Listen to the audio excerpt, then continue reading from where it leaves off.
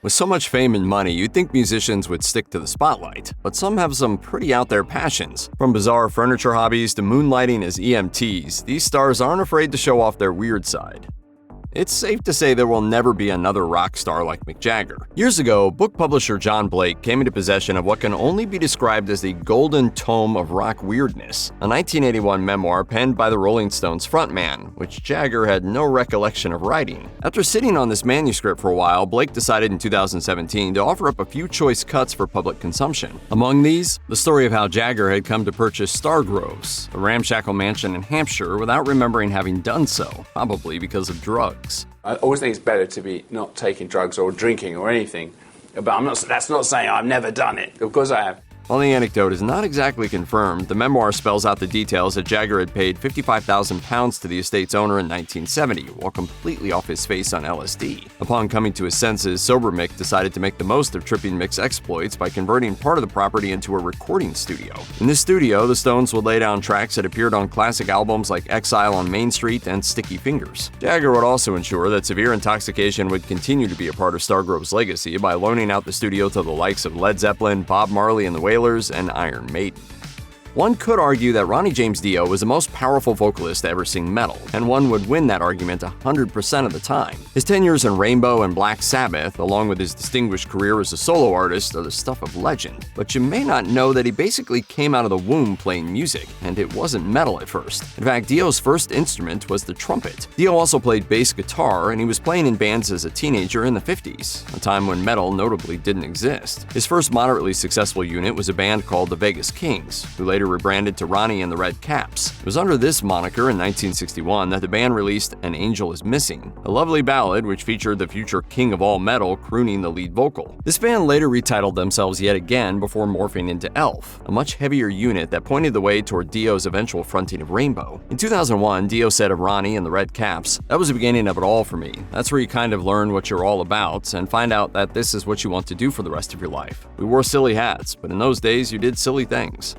Canadian power trio Rush tends to be a pretty divisive band, despite the fact that all of its members were so stupidly talented that it bordered on unfair. Guitarist Alex Lifesong is one of the most underrated axemen ever. Vocalist and bassist Geddy Lee could do both of those things and play keyboards all at the same time, and drummer Neil Peart was one of the greatest to ever sit behind a kit. The band's detractors tend to cite Lee's voice, which is admittedly an acquired taste, and his lyrics, which could be a touch too literary and high-minded for some fans. What just about nobody knows, though, is that Lee wasn't responsible for those ultra-cerebral, collegiate scholar-level words. Peart was. In a 2021 conversation with Rolling Stone, Lee shared that Peart was basically pressed into service as a lyricist because he was well-read, and neither Lee nor Lifesong was really invested in writing.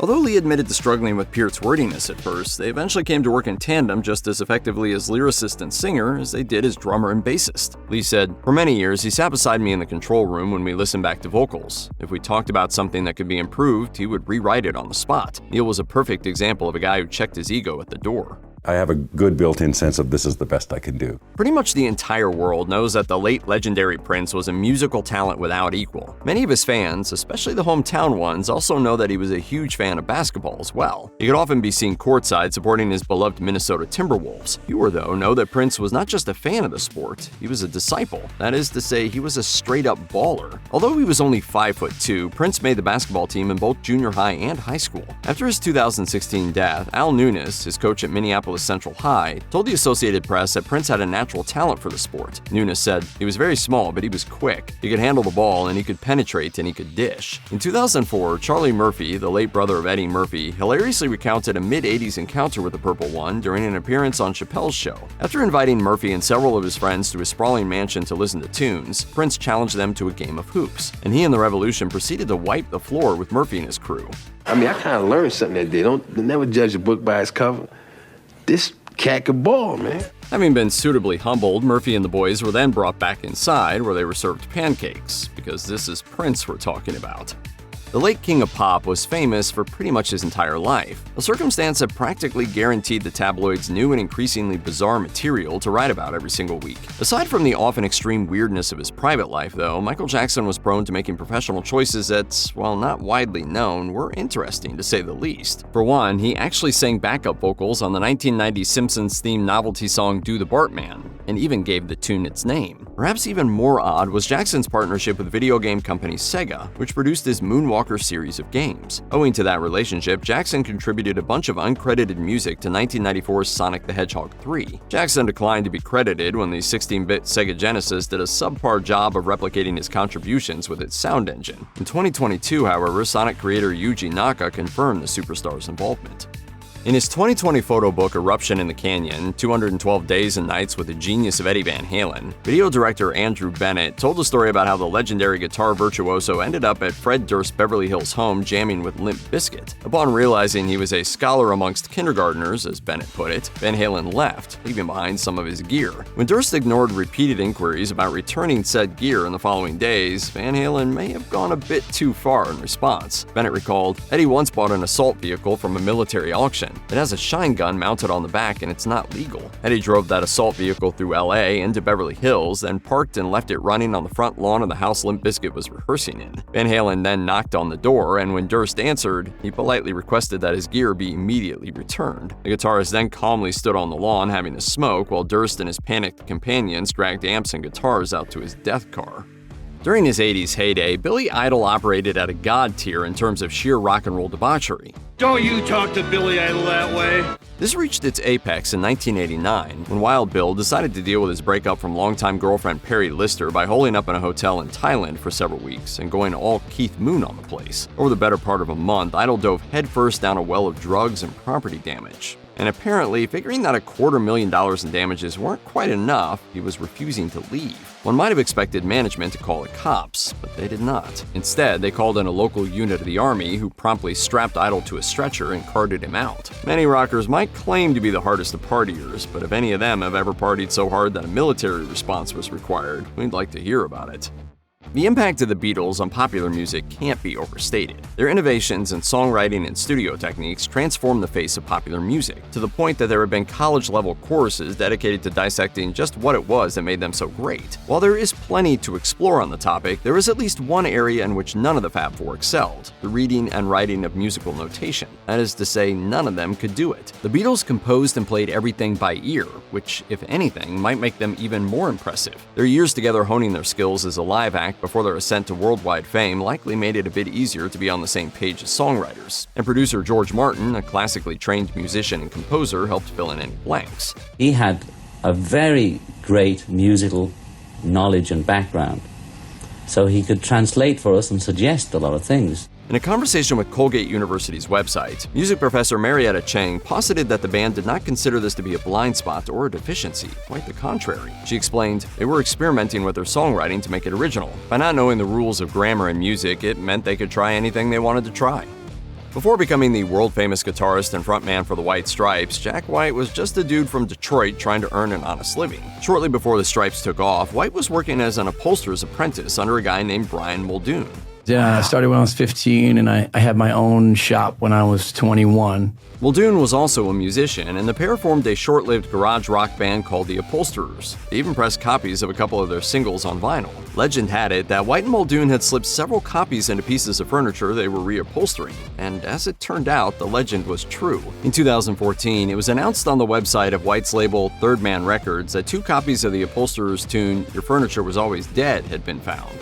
For most of their decades-long run, legendary British metal band Iron Maiden has been fronted by Bruce Dickinson. For most people, being perhaps the most visible member of one of the greatest metal bands of all time would be enough, but Dickinson is not most people. He has mastered a number of other skills that would be lifelong endeavors for most mere mortals. For starters, he's a world-class fencer, having trained with the British Olympic team during his band's heyday in the 80s. He's also famously a licensed commercial airline pilot with over 7,500 hours under his belt, and even flew Ed Force One, Maiden's touring aircraft, for years. I'll miss the big bird, but you know what? The show must go on. Also in 2013, Dickinson and the band partnered with English brewery Robinson's to create a line of Maiden-inspired beers, all of which Dickinson had a hand in designing. One style in particular, an ale with an especially aromatic body, was conceived by Dickinson after cancer treatments for tumors on his tongue dulled his sense of taste. He ultimately made a full recovery and continued with all of his pursuits, including performing with Maiden and carving out an ongoing solo career.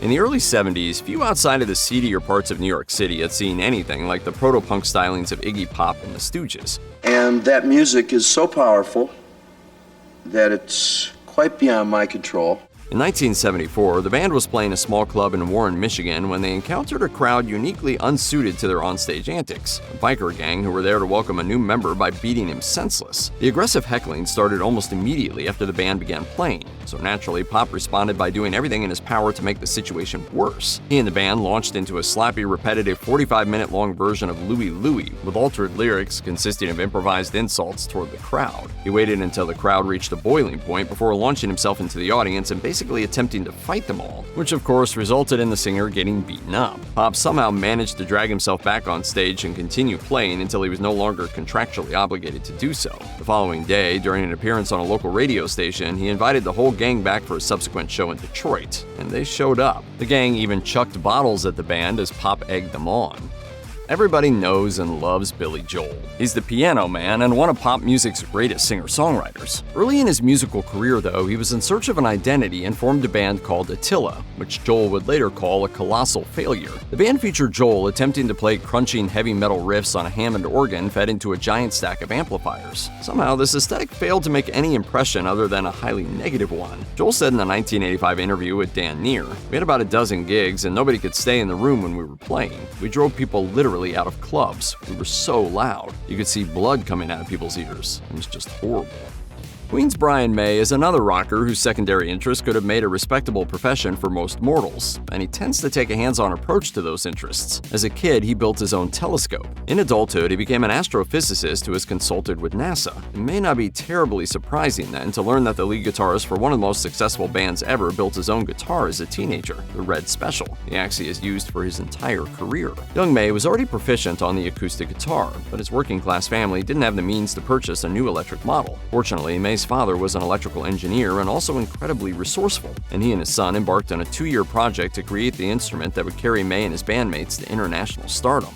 Well, this is the only guitar really that I made and functioned with, and it became a part of me. The axe was constructed from wood sourced from such objects as an old fireplace mantle and an oak table, and created entirely by hand tools. All of the other elements were built by hand and underwent several revisions before they were deemed acceptable. You can just about see the wormholes that I filled up with matchsticks here. Queen's 70s and 80s peers may have racked their brains trying to figure out how May achieved a singularly distinctive sound, but they need not have bothered. He simply used a guitar that was quite literally one of a kind.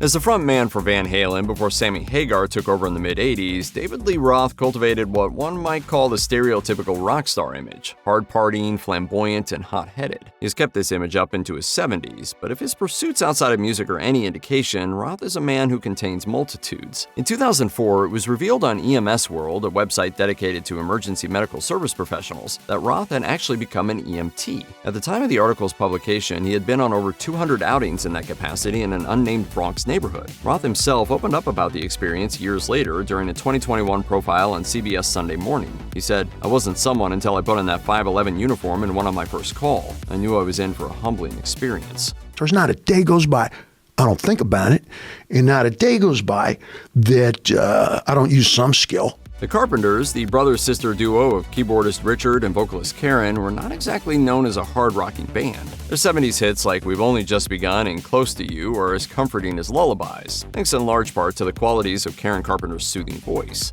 Goes into making a hit act. I think it's, luck, it's timing, it's a lot of hard work, guys. Hard work too. But as great a singer as she was, her skill as a drummer isn't just underrated, it's criminally overlooked. Thanks to the band's ubiquity in the 70s, music fans of that decade were a bit more in the know. In 1975, a Playboy poll named her as the best drummer in the world, ahead of folks like John Bonham, Ginger Baker, and Keith Moon. If that sounds like hyperbole, it may be worth checking out a 1968 TV appearance in which she completely owns a simple 4-piece kit while performing Dancing in the Street. She may have been widely known as a singer of lovely pop tunes, but as a drummer, she wasn't just good or even great, she was elite.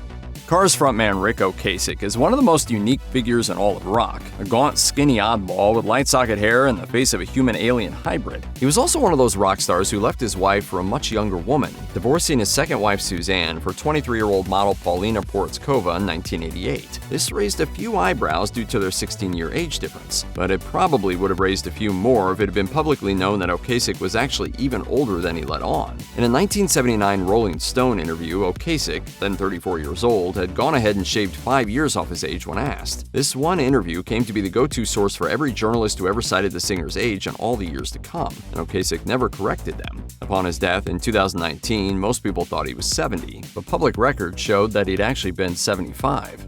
Singer-songwriter Harry Nilsson was as eclectic as it came, wildly prolific, and just as likely to lean into playful goofiness as he was to deliver heart-wrenching ballads. Nilsson's muse was known to take him to some pretty odd places, including a couple which would be explored by DJs and EDM producers years after his time. In 1967, Nilsson was working on recording a cover of the Beatles' You Can't Do That, when he realized that one of the tune's main chords was featured in quite a few of the band's songs. He began folding in snatches of lyrics from those songs, one after the other, until he ended up with a bizarre pastiche that included elements from over a dozen songs, yet somehow ran just over 2 minutes. This is widely considered to be the first mashup, and Nilsson also pioneered the remix by way of smashing together his 1967 album Pandemonium Shadow Show and the 1968 release Aerial Ballet into one big weird album, 1971's Aerial Pandemonium Ballet.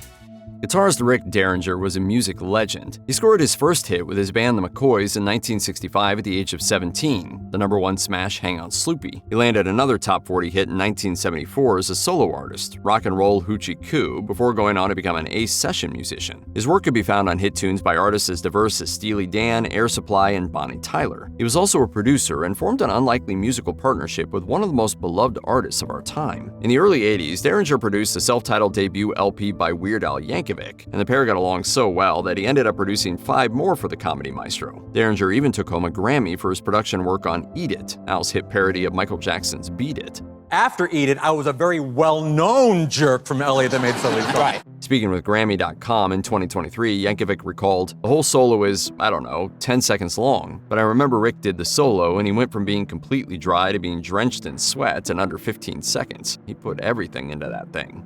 Most people know synthmaster Thomas Dolby for one reason and one reason only. His 1982 smash hit She Blinded Me with Science is so freaking catchy that it's been lodged in the public consciousness for 4 decades. His resume is actually quite impressive. He's lent keyboards and production work to acts as diverse as Foreigner, Def Leppard, and David Bowie. But that science-y hit song, performed by an artist with a surname that instantly evokes electronics wizardry thanks to its connection to Dolby Laboratories, will forever be Dolby's calling card. In fact, so strong is the association between the name Dolby and tech know-how that Dolby Laboratories once sued the musician for trademark infringement. You see, Dolby is actually a stage name. The artist was born Thomas Robertson, who picked up his moniker in school because of his strong technological bent. In 1986, Dolby Laboratories took issue, as Dolby the musician was beginning to dabble in music for film, and Dolby Laboratories didn't want movie audiences to get confused. Unsurprisingly, the case was thrown out, as it was determined that Dolby had indeed used that name for pretty much his entire life, and that it was no way an attempt to cash in on the reputation of Dolby Laboratories.